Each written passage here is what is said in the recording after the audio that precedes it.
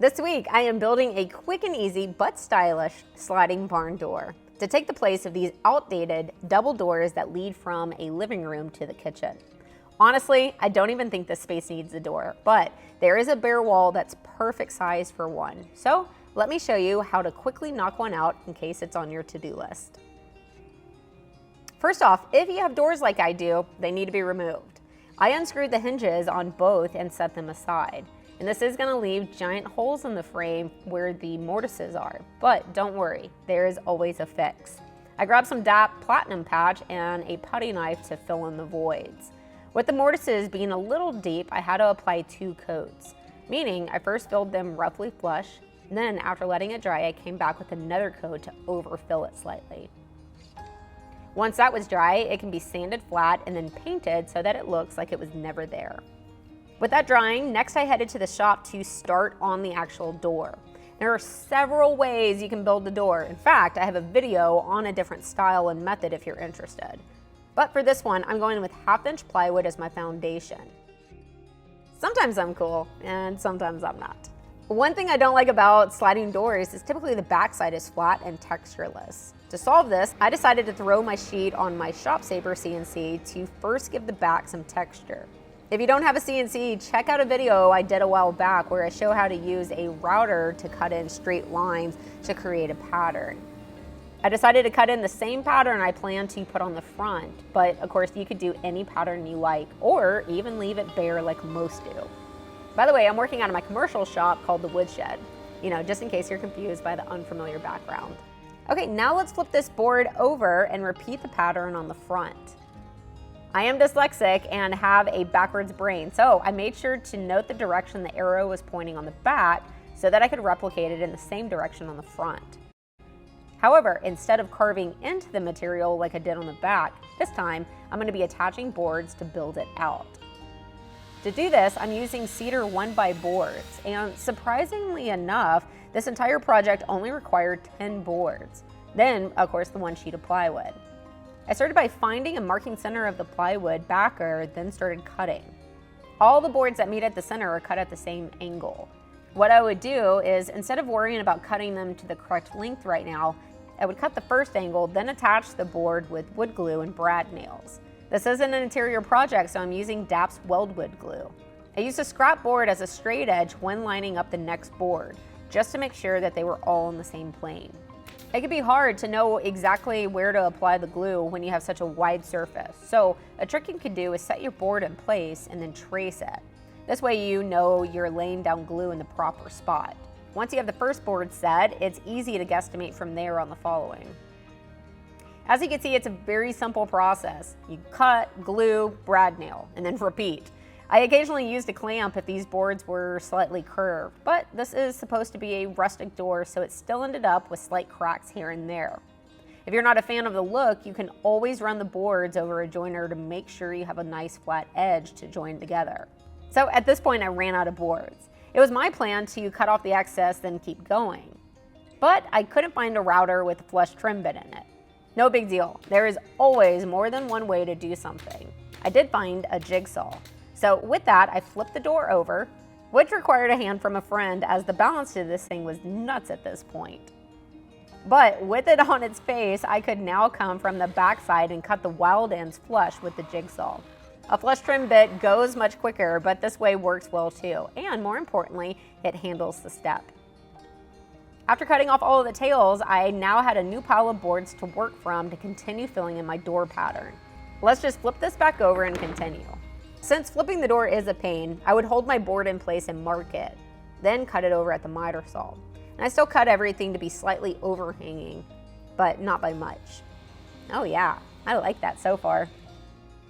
Okay, next I moved to complete the sides.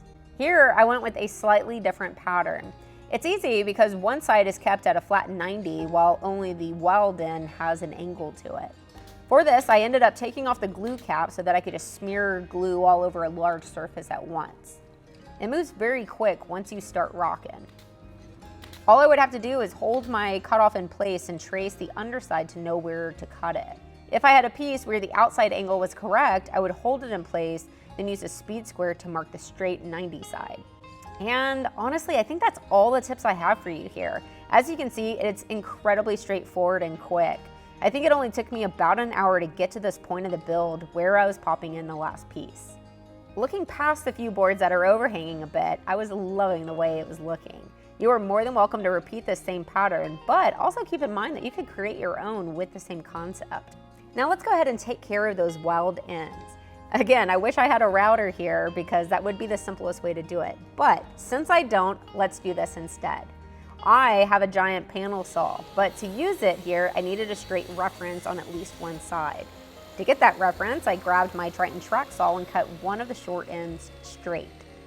Now I could set this side up against the fence on my panel saw and use its wonderful capabilities to rip straight lines on the other three sides.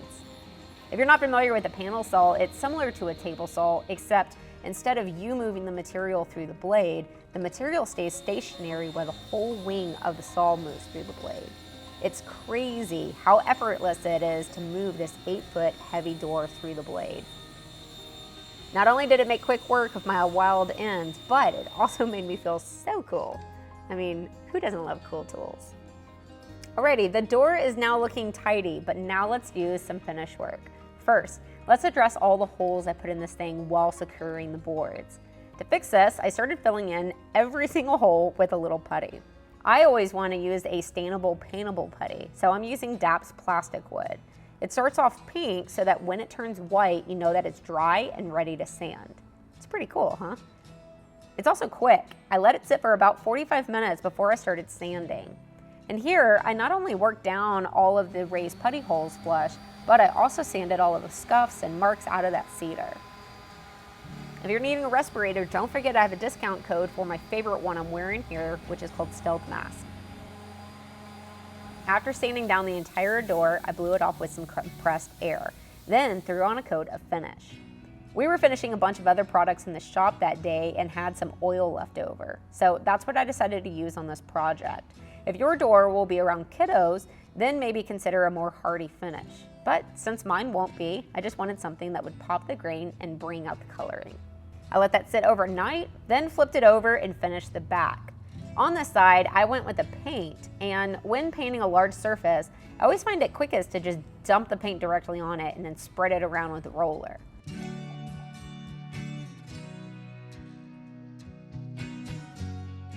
Oh man, if I would have thought about it, I would have left the grooves bare. I do wish I would have left all the lines bare, but oh well, this still looks pretty good. I let that sit overnight and then started hanging it in the house. I made my own hardware the first time I built myself a sliding door, but these days it's so popular you can purchase the hanging hardware right off the shelf. I followed the instructions of mine to mount it to the door as well as the wall. Then I set the door in place and called it done. Oh yeah, that is a huge improvement over those outdated double doors. As I said before, I don't even think a door here is needed, so I imagine that it will always remain open and be more of a wall decoration than a functioning thing. But it's still cool to open and close should I need to. Oh, and it might look like it hits the bar top here, but there is exactly 3/16 of a gap between there. Other than letting the paint dry, this is another one-day build. So if a sliding barn door is on your to-do list, then I hope that this video has helped you out. I've linked to everything I've used down in the description, and I'll see you on whatever I'm building next, guys.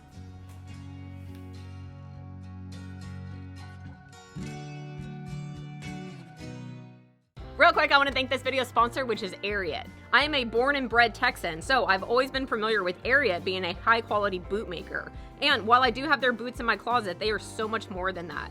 Ariat has put so much effort into their workwear line for women. That is actually designed by women. The whole line has a superior fit and long-lasting comfort that moves with you on the job site.